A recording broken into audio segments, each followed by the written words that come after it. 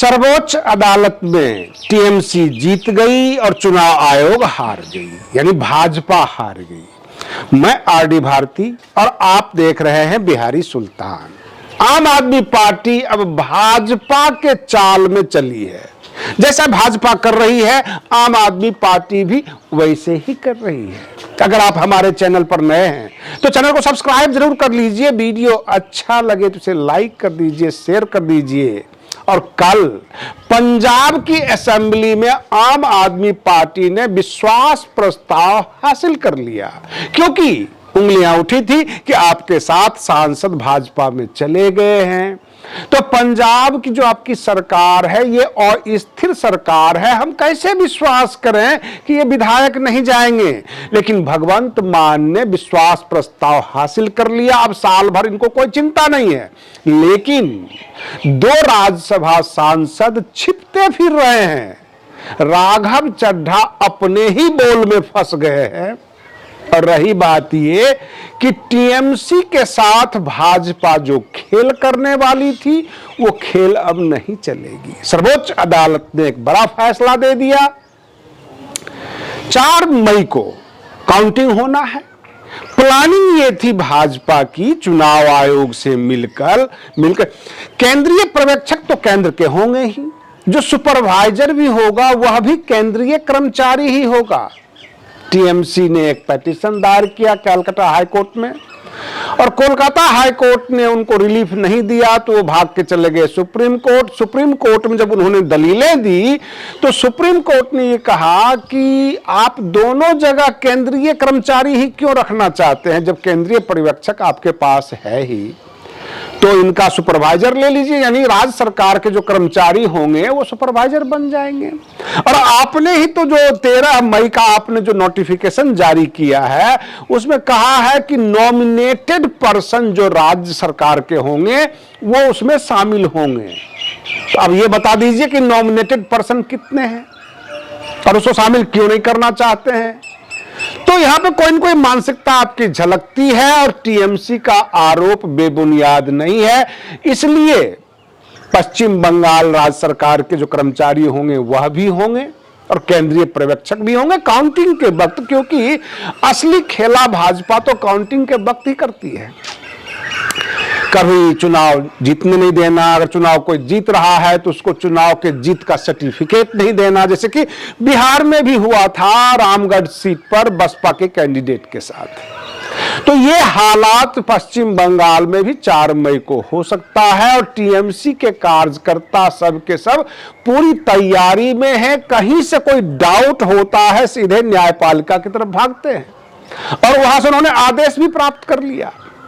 अब हम आपको लेकर चलते हैं आम आदमी पार्टी की तरफ। 7 सांसद जो राज्यसभा के सांसद थे और उन्होंने ये कहा कि 2/3 हम एक साथ आ गए और हम जो है अब भाजपा में जा रहे हैं। अब लोग ये कहने लग गए कि अगर पुलिस आपके पीछे पड़ गई है, आप ये सोचते हैं कि हम भाजपा ज्वाइन कर लें, भाजपा के दफ्तर में भाग के चले जाएं, तो पुलिस पीछा छोड़ने वाली नहीं है और विश्वास नहीं है। तो आम आदमी पार्टी के पूर्व राज्यसभा सदस्य संदीप पाठक से पूछ लीजिए जो पंजाब से हैं, राजेंद्र गुप्ता से पूछ लीजिए जो पंजाब से हैं। इनके पीछे पड़ गई पुलिस और इनको छोड़ेगी भी नहीं। लास्ट में पुलिस ने इनके घर के आगे पोस्टर चिपका दिया कि इन्हें हमें गिरफ्तार करना है। कहने का मतलब ये कि भाजपा को आंख दिखाओगे तो ईडी आपके पीछे पड़ जाएगी, आम आदमी पार्टी को आंख दिखाओगे तो पंजाब पुलिस आपके पीछे पड़ जाएगी, आपके खिलाफ केस दर्ज कर लेगी। ये तो 2 राज्यसभा सदस्य के पीछे गिरफ्तारी का वारंट लेकर दौड़ रहे हैं सब के सब। प्रदूषण विभाग ने तो राजेंद्र गुप्ता जी की फैक्ट्री को ही सील कर दिया जो पंजाब में थी, तो बहुत बड़ा चोट पड़ा है। अब ये कुछ दे के गए हैं, राज्यसभा सदस्य बने हैं अथवा कुछ दे के जान छुड़ाएंगे ये तो बाद की बात है। ये जैसे रिजल्ट आएगा हम न्यूज लेकर प्रस्तुत हो जाएंगे। लेकिन जहां पर फैक्ट्रियों पे सील लग गए, पुलिस पीछे पड़ गए हैं, तो बगैर लिए दिए जान तो छूटना है नहीं। अब रही बात ये कि भगवंत मान जो पंजाब के मुख्यमंत्री हैं वो राष्ट्रपति जी के पास गए और राष्ट्रपति जी से गुहार ये लगाई कि हमारे पूर्व राज्यसभा सदस्य जो राघव चड्ढा हुआ करते थे, उन्होंने जोर देकर एक प्रस्ताव दिया पार्लियामेंट में, राइट टू रिकॉल, यानी आम जनता, आम मतदाता जब सांसद और विधायक बना सकती है तो उन्हें वापस करने का भी अधिकार चाहिए। और इसको आपने रिकॉर्ड पे लिया, इसको एग्जिबिट कर लिया, उस रिकॉर्ड की ये सर्टिफाइड कॉपी है। उस वक्त तो आपने रिकॉर्ड पे लिया और उन्होंने भी जोर देकर रिकॉर्ड में डलवाया कि हमारा ये एक्सेप्ट किया जाए आवेदन को। आपने स्वीकार भी किया। मैं उसी की कॉपी लेके आया हूं कि हमारे जो आम आदमी पार्टी के जितने भी विधायक हैं जिन्होंने वोट देकर राज्यसभा सदस्य बनाया इन लोगों को, वो राइट टू रिकॉल तो कर ही सकते हैं, वो अपना वोट वापस तो ले ही सकते हैं। कहने का मतलब यह है कि राघव चड्ढा जितना बढ़ चढ़कर भाषण देते थे संसद में, आज उन्हीं का भाषण उनके लिए पनिशमेंट बन गया है। सातों सांसद कहीं न कहीं से पचड़े में तो फंस ही रहे हैं, बेदाग एक भी नहीं। और जो उनके मन में था कि भाजपा में चले जाएंगे तो शांति मिल जाएगी, बिल्कुल फ्री होके हम आम आदमी पार्टी को चिढ़ाते रहेंगे, नई पार्टी बनाते रहेंगे, ये सारे के सारे सपने तो चकने चूर हो गए। अब बाकी जैसे 2 सांसद जो राज्यसभा के हैं उनके पीछे तो पुलिस पड़ ही गई है, बाकी 5 लोग भी परेशान होंगे कि पंजाब में कौन कौन सा एक्ट लगा दिया जाएगा, कभी कोई भाषण में कुछ मुंह से निकल गया होगा उसके ऊपर भी केस दर्ज होंगे, बहुत सारे की संपत्ति की जांच कर लेंगे पंजाब में। समस्याएं कुछ ज्यादा है। प्रश्न ये उठता है कि जब हम बिहार के तरफ नजर मारते हैं तो फिर मिल गई है तारीख, यानी तारीख पर तारीख। अभी नियर फ्यूचर में बिहार में मंत्री परिषद का गठन होना कोई गारंटी नहीं है कब होगा। 4 मई तो परसों ही है और अभी तक कोई गारंटी नहीं है कि बिहार के कैबिनेट का विस्तार होगा या मंत्री परिषद का गठन होगा, और बवाल अंदर ही अंदर बढ़ रहा है। सबसे बड़ी खबर यह है जो किसी भी चैनल पे आपने नहीं देखा होगा, बहुत गहरी खबर है।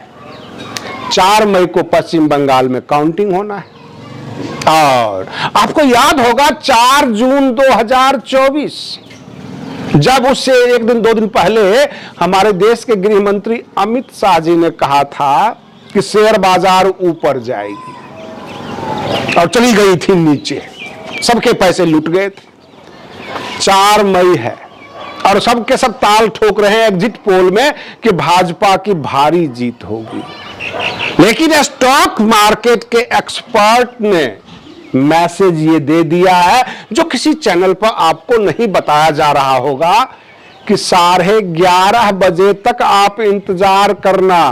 कोई गारंटी नहीं है कि शेयर बाजार गोता भी मार सकता है और ऊपर भी जा सकता है।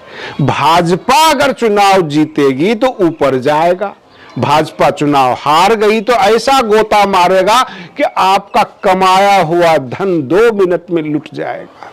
इसलिए 4 मई को रिस्क लेने की जरूरत नहीं। और हमारे प्यारे दर्शक जो भी हमारे चैनल से जुड़ चुके हैं, जो आ चुके हैं, वो इस वीडियो को शेयर जरूर कर दें। अगर वीडियो अच्छा लगे तो इसे लाइक कर दीजिए, अगर आप नए हैं तो सब्सक्राइब जरूर कर लीजिए, क्योंकि 3-4 तरफ हमारी निगाहें हैं। पश्चिम बंगाल में जो है अप्रत्याशित खबरें आ सकती है, बिहार में भी बौखलाहट शुरू हो गई है और सम्राट चौधरी जो बिहार के मुख्यमंत्री हैं वो लालू यादव जी के पास किस लिए चले गए। नीतीश कुमार भी टेंशन में है और भाजपा वाले भी टेंशन में है। आखिर वो चाहते क्या है? यानी बिहार की सियासत 1-2 रोज में फिर से बड़ी गर्म होने वाली है, बवाल उठने वाला है। अब वो भाजपा के तरफ से उठे अथवा जदयू के तरफ से, लेकिन मंत्री परिषद का विस्तार की कोई खबर नहीं आ रही है। तो ऐसे में जाहिर सी बात है कि 4 मई को जो न्यूज ट्रेंडिंग में रहेगा पश्चिम बंगाल, लेकिन क्या गारंटी कि 5 मई को बिहार ट्रेंडिंग में आ जाए कि फिर से सरकार गिर गई या फिर से डगमगा गई, मामला गर्म हो गया। उधर हाईकमान जो भाजपा की है, अभी तक बिहार के मामले में किसी प्रकार की कोई मैसेज नहीं दिया और बिहार में जितने भी विधायक हैं जो मुंह ताक रहे हैं कि आज खबर आएगी, कल खबर आएगी, मंत्री परिषद का विस्तार होगा तो हम मंत्री बनेंगे, रही बात ये, खबर ये भी निकल कर आ गई कि विजय सिन्हा को अगर डिप्टी स्पीकर नहीं बनाया गया, कहने का मतलब विधानसभा अध्यक्ष नहीं बनाया गया, तो कोई भी मंत्री पद उनके लिए डिमोशन ही माना जाएगा। आज के लिए बस इतना ही। आप बने रहिए बिहारी सुल्तान चैनल पर। हम फिर मिलते हैं अगले वीडियो में। तब तक के लिए धन्यवाद।